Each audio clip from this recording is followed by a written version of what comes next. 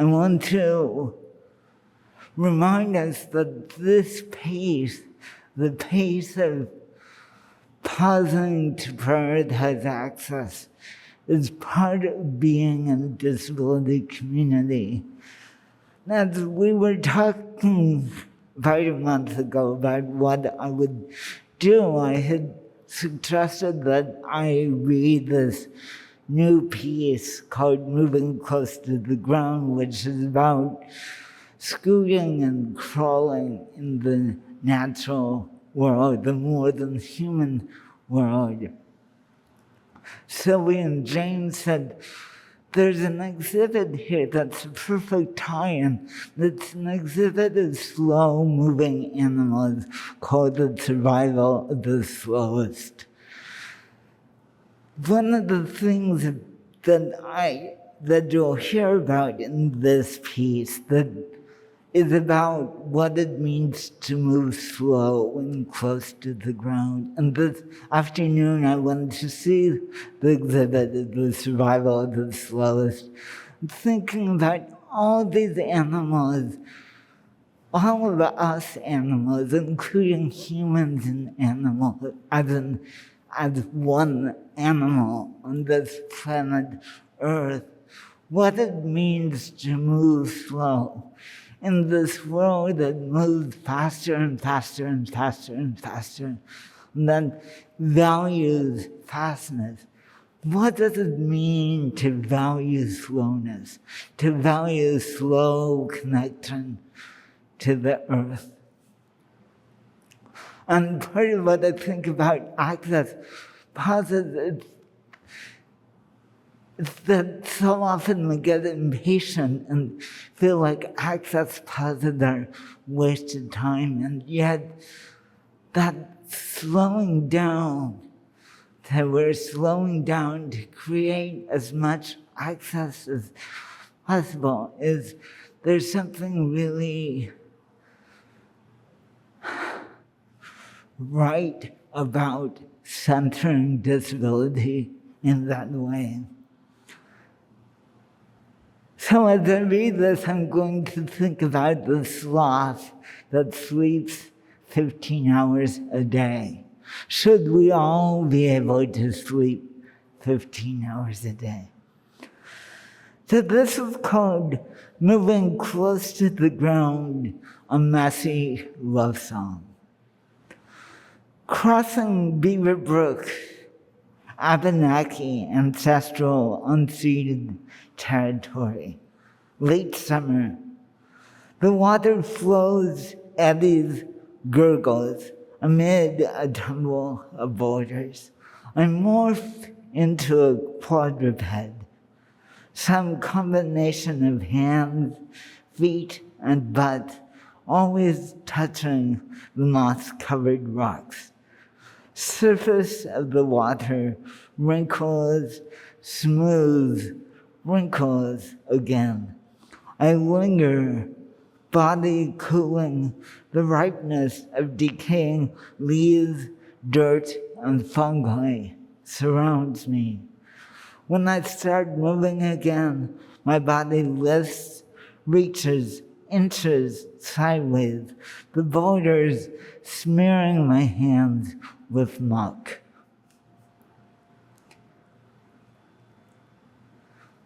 And I want to pause here. How is the sound, the volume for people? Okay? I'm hearing a bit of echo up here, and I have no idea whether that echo is... Okay.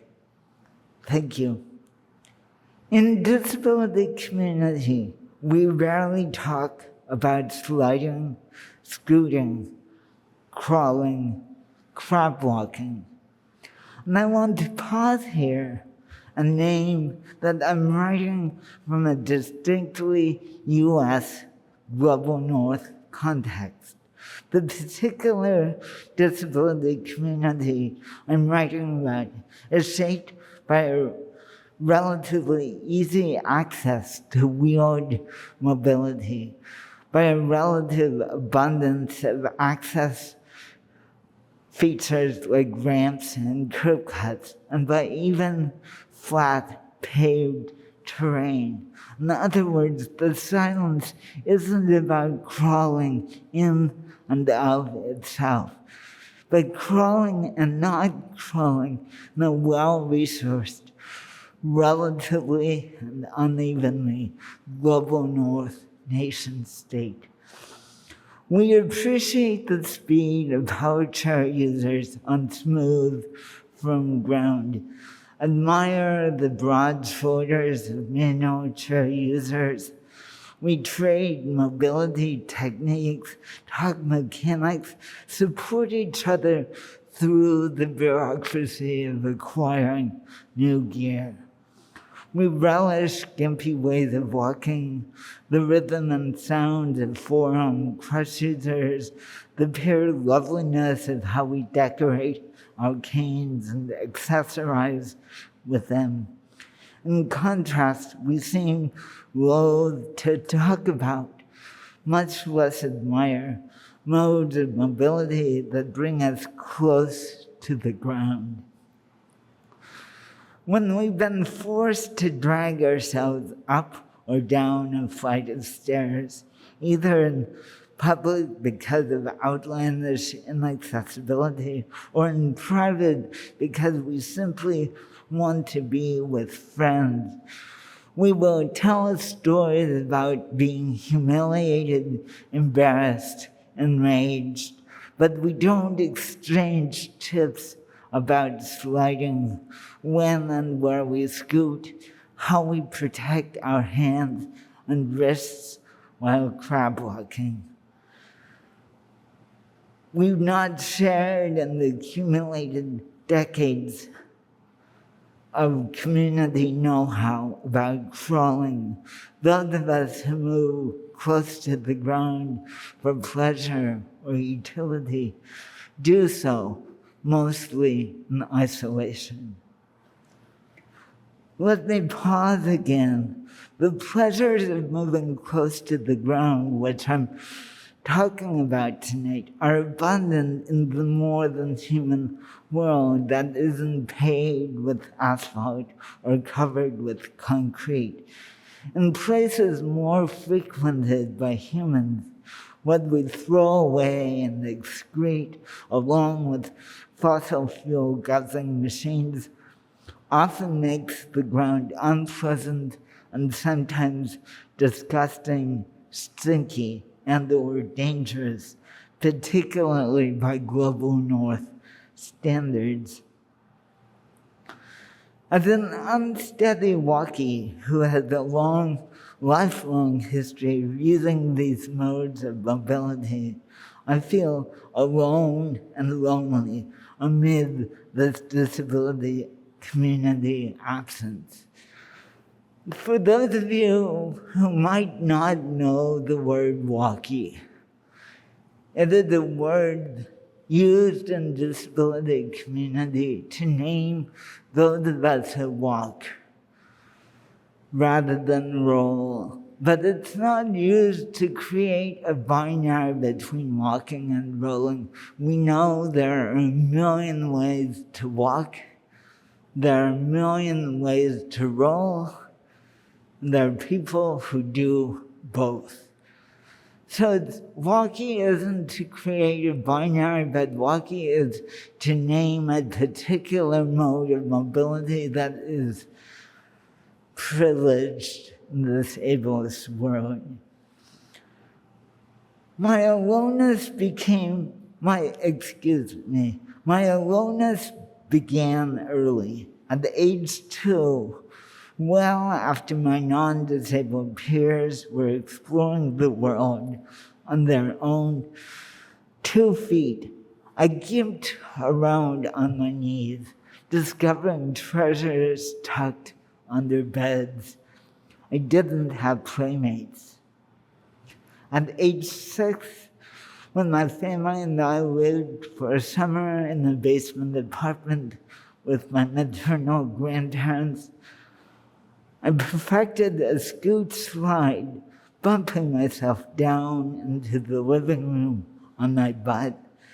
Frustrated and half angry, My parents insisted repeatedly that I stand up and walk, even though I was petrified of falling on the stairs.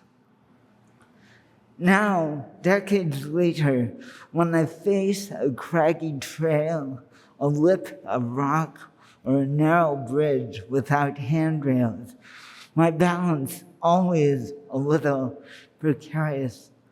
I often drop down onto my hands and knees, neither a protest against ableism nor a performance of disability. Moving close to the ground offers me many possibilities and connections. Muscles loosen, pace slows, eyes, ears, nose, focus, yet I am still alone. I want to share these experiences with folks who will understand them both viscerally and politically. I ache for a disability love song to scooting and crawling. Kettle Pond, Abenaki ancestral unceded territory, mid-autumn. Walking over roots and rocks, slick from the morning's rain, I slow down, I concentrate, I brace myself through a stumble. My sweetie, long familiar with my pace and rhythm, offers me a hand. He knows that on this terrain, I need a third point of contact to steady myself. Before accepting his hand, I hesitate, feel a moment of conflict. A slew of ableist lies reverberates through me, burdened, ugly, clumsy. Then, as our palms slide together, his solid stance bolstering mine, I remember not burden, but love. Not ugly, but the quivering of aspen leaves. Not clumsy, but slow and intimate. Our creation of access makes the roots and rocks less treacherous, but still difficult, terrain that I simply need to cross. But when I stop walking, I lower my center of gravity and scoot. Those roots are no longer a barrier. Rather, they form tributaries, crevices, miniature caves, cushioned in moss, calling out to me. An orange-brown newt catches my motion, holds stock still. I have developed many ways of gaining access in the world. Certainly, moving close to the ground excels as one of these strategies. But just as importantly, it leads me deeper into intimacy with the more than human world. Access and intimacy don't always work in tandem. The wheelchair ramp into the post office or double time on time tests isn't necessarily created through close and abiding relationships. Likewise, access doesn't guarantee familiarity and affection. But when the two come together, access creating intimacy, and in turn, intimacy fostering deeper and broader access, I feel tremendous ease and belonging. The pair strengthens my closest relationships, both with humans and with trees and rocks, chipmunks and maple leaves, trillium and lichen. Lake Champlain, Abenaki, ancestral, unceded territory, winter solstice. Sculpted ice lines the shore. It coats the mountain quartzite slabs that extend into the water and envelop the scruffy eastern red cedars growing out of the crevices. I walk and then, after losing my balance, scoot into this winter magic. Soon, my lower back and hands ache with cold that grows more intense by the minute. I slide among the cedars, absorbed in the fantastical frosted shapes, inching my way beneath the tree branches. I end up lying on my back, cradled by the frozen stone, chilled to the bone. Moving low to the ground, through mud or snow, across puddles, over gravel, can be a messy affair. In the best of conditions, my hands get scratched, my wrists, elbows, and shoulders grow sore from bearing my body weight. Sharp rocks stab my hamstrings. Even so, I adore scooting. It slows me down. Distance no longer measured in miles, but rather in yards. I creep, inch, linger, and I'm thinking of that sloth in the exhibit downstairs. This pace creates intimacy and space for the tiniest details. Mushrooms pushing up through pine needles, spores dotting the underside of ferns, miniature icicles hanging on the tips of cedar branches. Even with all this lovely slowness, the mud, muck, and cold undeniably create a certain kind of mess. But I want to reframe this messiness because the persistent difficulty for me actually has little to do with the physicality of scooting. Ableism and the way it privileges strong, steady, unassisted walking is far messier and more exhausting. The sheer amount of curiosity, infantilizing, and hostility when I move close to the ground wears me down. Second beach, north of La Push, Quillette Nation, late spring. Faced with a tangle of driftwood between me and low tide, I start clambering. I leverage myself onto a log 30 feet long. I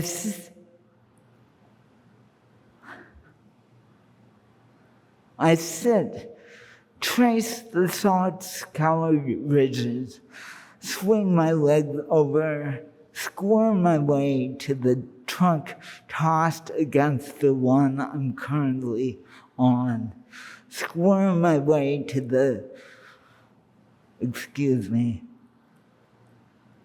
I sit, trace the salt-scoured ridges, swing my leg over, squirm my way to the trunk tossed against the one I'm currently on, lift myself over it, scoot sideways some more, reach across a gap, take hold of the polished remnants of a branch, lean my weight onto the next log.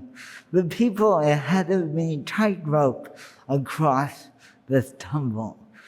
I do not covet their balance, nor can I imagine their agility.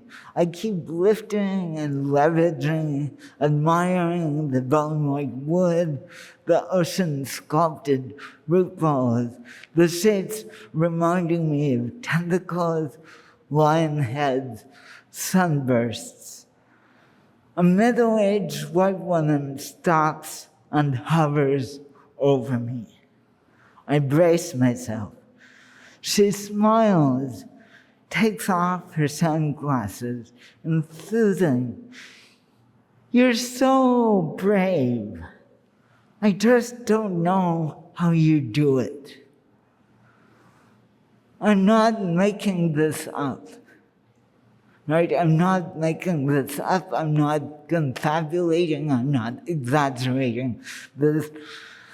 "You're so brave. I just don't know how you do it." Thankfully, she doesn't try to hug me. Right? Some of us here know that. Behind her teenage spoils keep their distance. My skin prickles and burns as their eyes bore through me.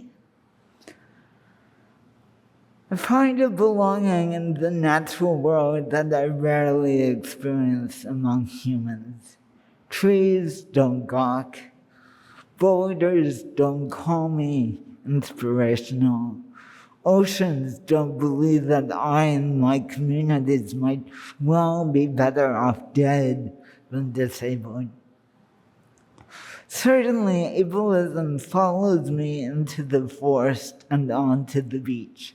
Humans impose all of the forces of domination: white supremacy, settler colonialism, capitalism, patriarchy, among others, on the more than human world. These systems rip people from earth and sky. They disrupt air and water. They shape who has access and who doesn't. They corrode love and belonging. At the same time, sitting in the wood or at the ocean, I glimpse a world that relishes crookedness, wholeness, and brokenness, an explosion of sizes and shapes.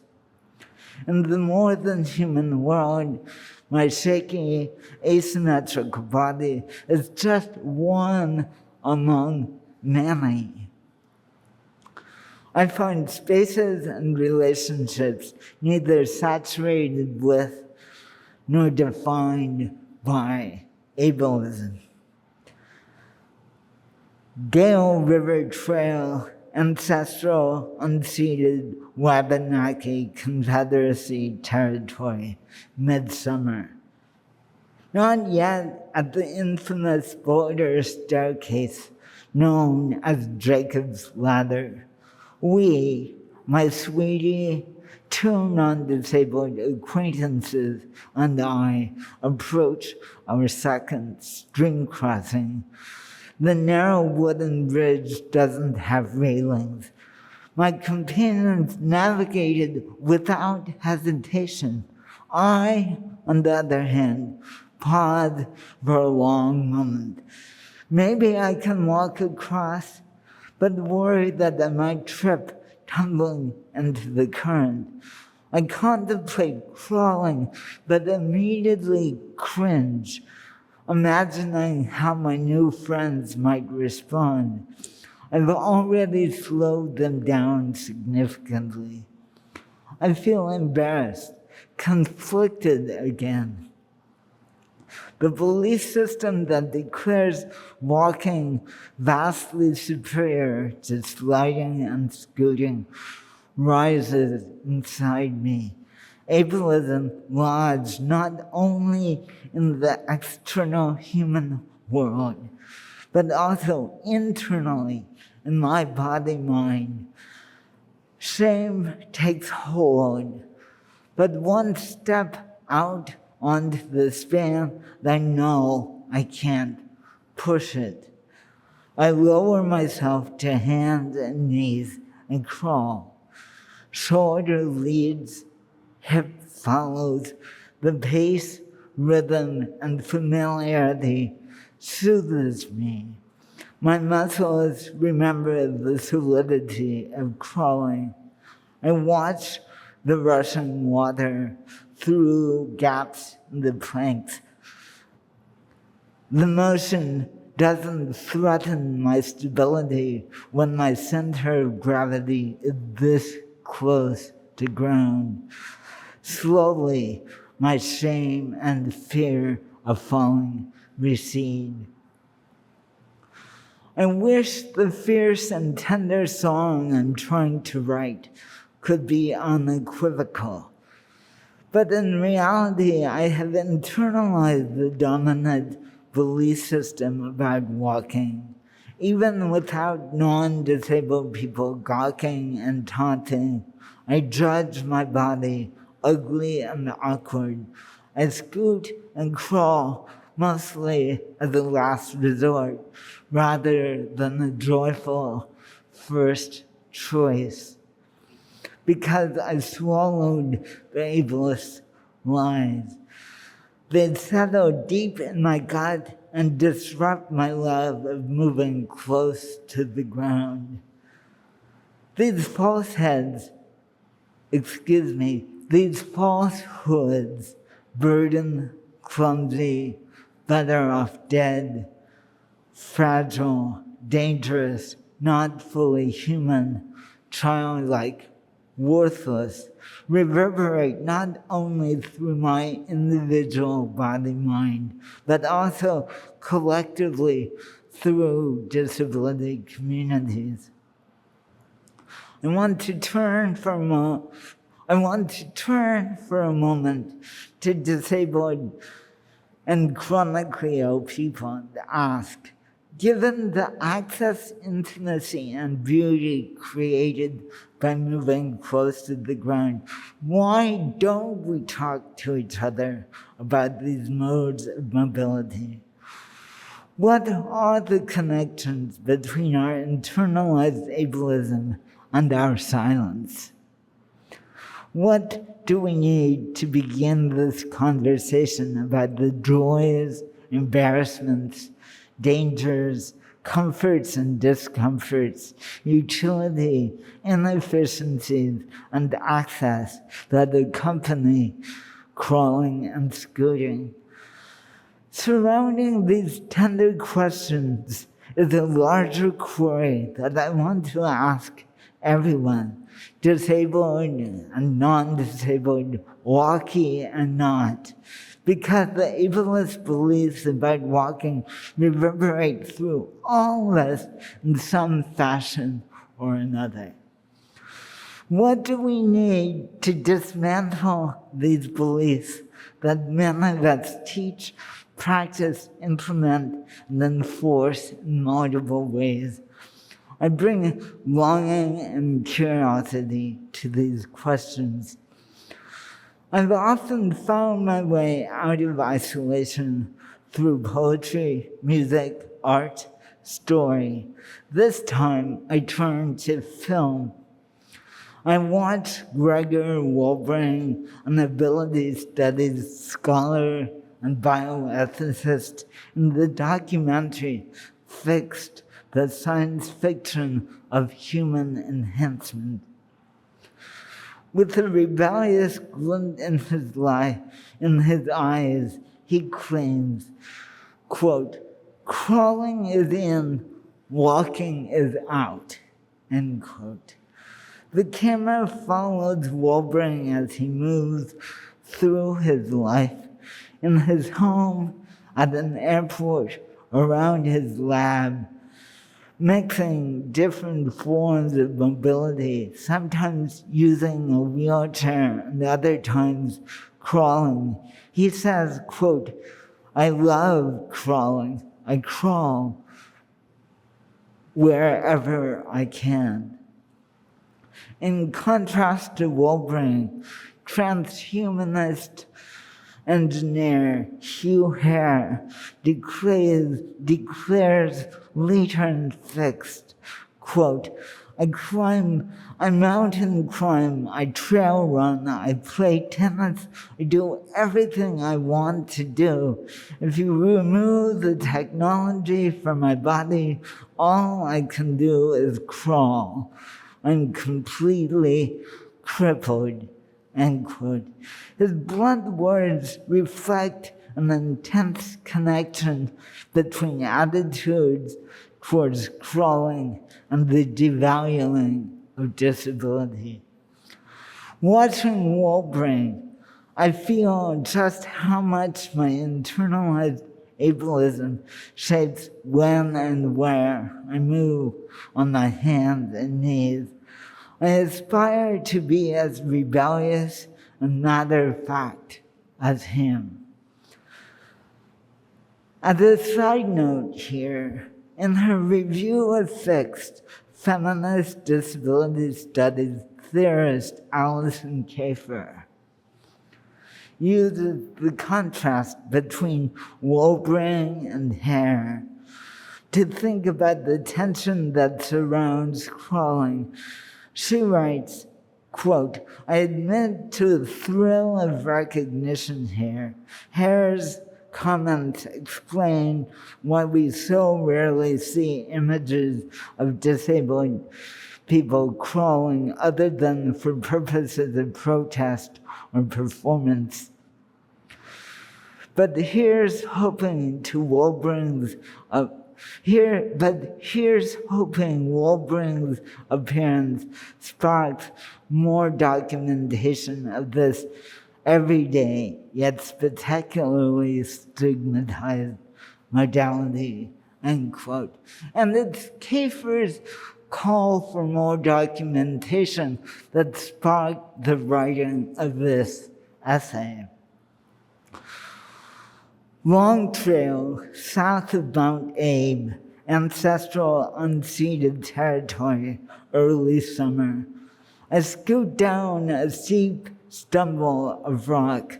Spots of gray-green lichen prickle my hands. I become an inchworm, humping along.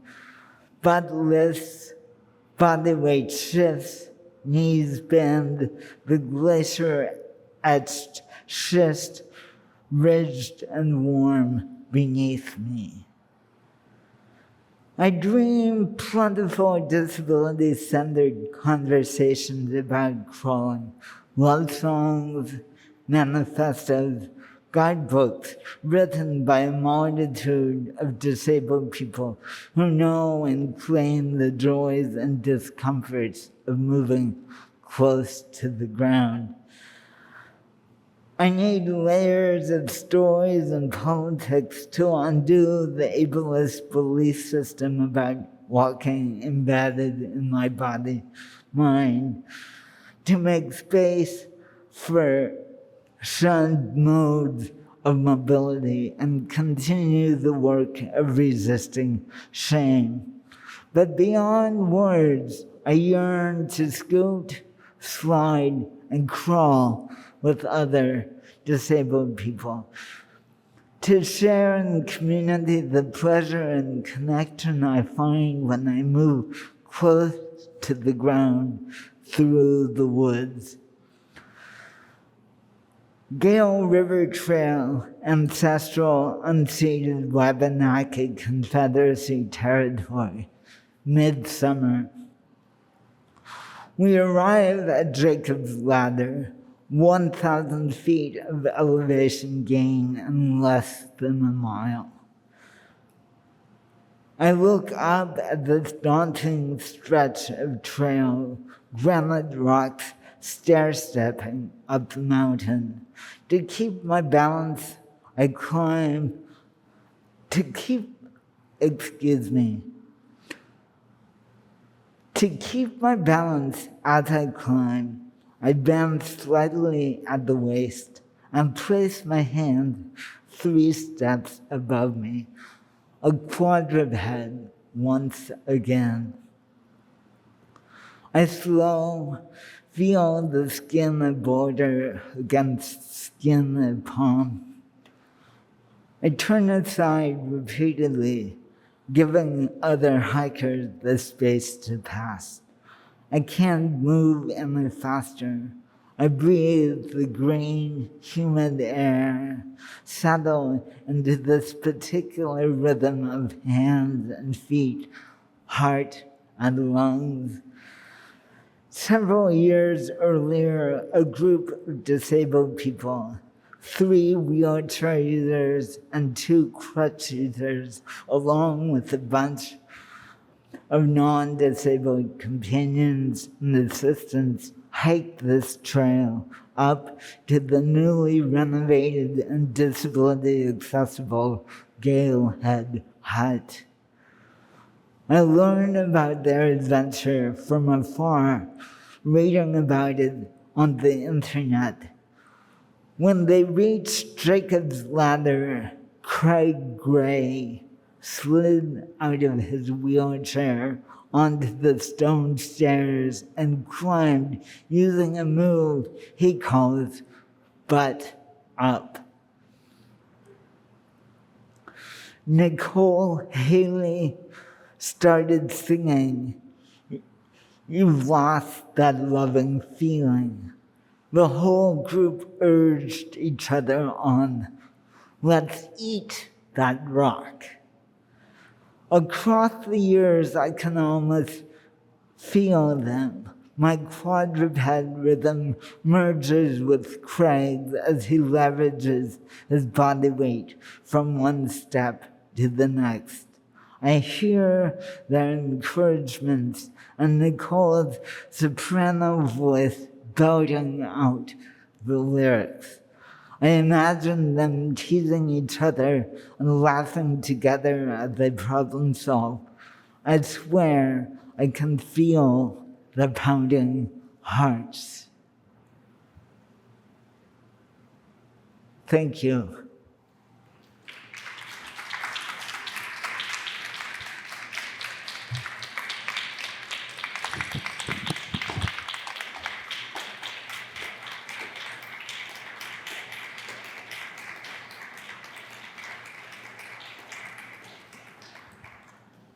So this next part of an event is called question and answer often.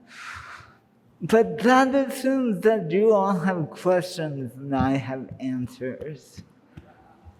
And that's just not the way it works. So I think of this as a time for community conversation, for rants and raves, for soapboxes, for disagreements, for stories, for questions, for answers, just for community conversation. So we thank you for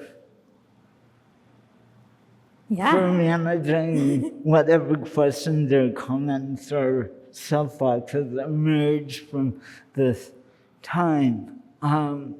So really, I do want this to be community conversation. So we have a couple of ways to get involved.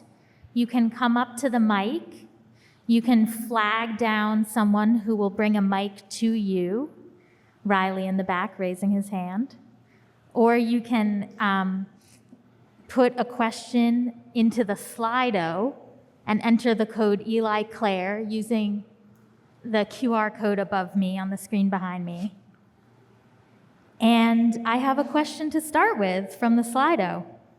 It says, how do we embrace the possibility and joy of crawling without contributing to the trope of, quote unquote, overcoming all obstacles?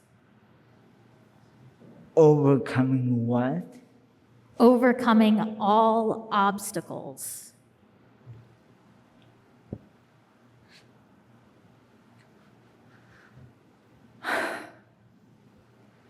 Yes. Yes.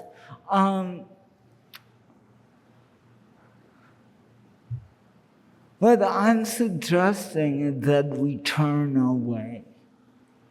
That we crawl and scoot and crab walk, move in whatever ways work for us. Move in all of these ways that create, in some contexts,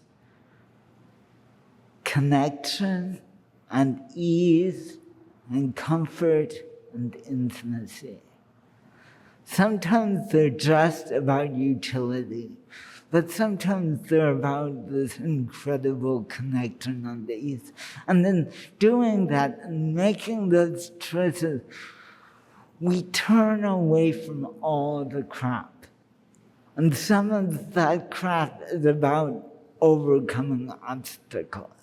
You know, that woman who stops and coos over me on the driftwood as I'm clambering over driftwood. And I have clambered over driftwood like that since I was yay high. Since I was 4 years old, I've clambered over driftwood. And suggesting that I turn away from her. It does not matter. I name the crap.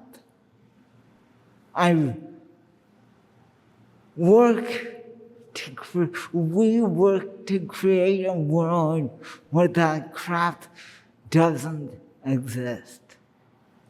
But in the moment that I'm clambering over that driftwood, I just want myself every time to turn away from her crap. It does not matter if she thinks I'm overcoming an obstacle, because I know what I'm doing is something other than overcoming.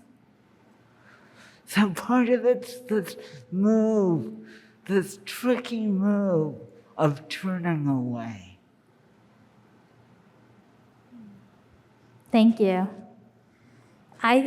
Something I'm thinking about is professionalism and how we might move in different ways at home than we would in the workplace. I know that's something I've experienced as a person who would crawl up steps, for example, at home, and then feel like I can't do that in public. Just a thought I'm having, if anyone else wants to share any reflections they're having. The requirements of capitalism.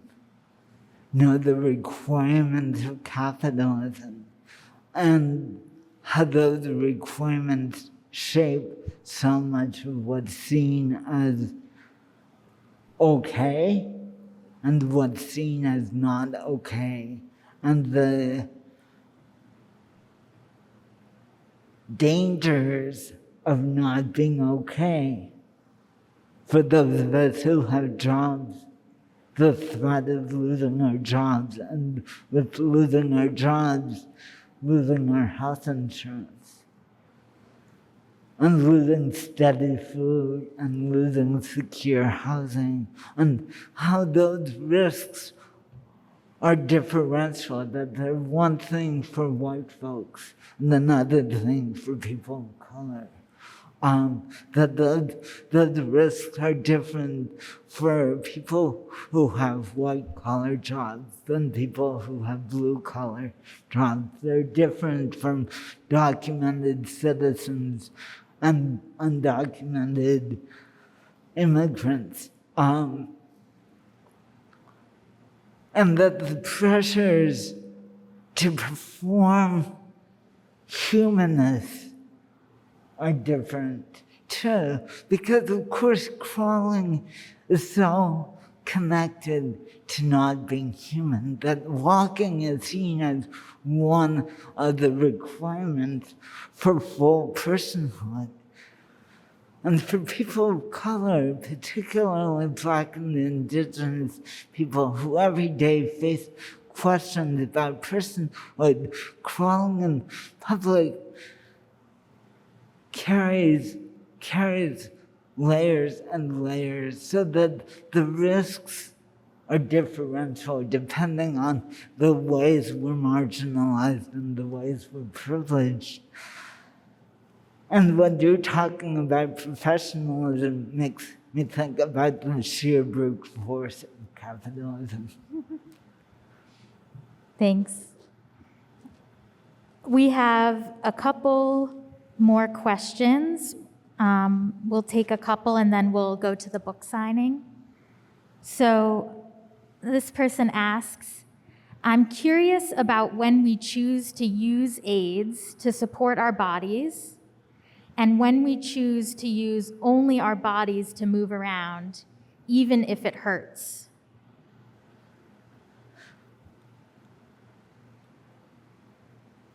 God, I want that conversation. I want 100 stories about how we make those choices, when we make those choices, why we make those choices, when there's choices and when they're not, when they're connected to all the ableist, all the racist, all the classist, all the capitalist crap. And when those choices are really authentic. And when we can't tell the difference between those two things, right? I want us to move our chairs into a circle and share dozens of stories. Because there's no one answer to when we choose or are forced into various modes of mobility. And so I want to pause here, if I may, and see whether there are folks who have responses to that question. Folks who have stories connected to that query. Just pause here.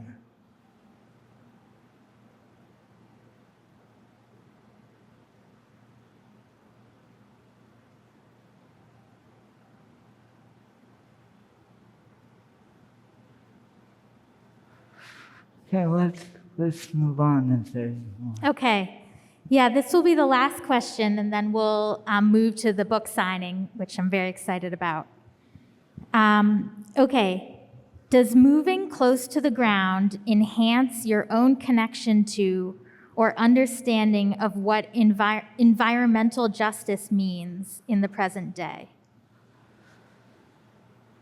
Oh, yes. Oh, yes.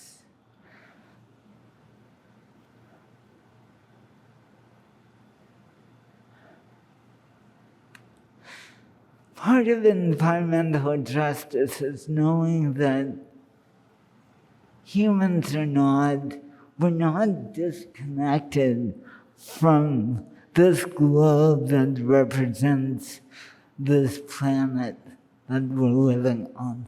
Part of what environmental justice says is that we as humans are one small part of the planet, and that there needs to be justice for every being that lives on this planet. And for me, when I slow down and move close to the ground, the more than human world, I get connected. I get connected to the dirt. I get connected to the mushrooms. I get connected to the white pine needles. I get connected to the mud and the rocks and the snow and the frozen stone. I smell it on my skin. There's a way in which my hands smell after I've been crawling and scooting through forest stuff that connects me, that lets me know that I'm just one being in the forest. And that's one small piece of what environmental justice is about. It's not the sum total. I'm not creating some big claim that moving close to the ground is environmental justice activism. Not suggesting that moving close to the ground is going to make the kind of changes that need to be made, but that it creates connection for me that fosters the need for environmental justice. All right, thank you, Eli. Please join me in giving a huge hand of applause to Eli Clare.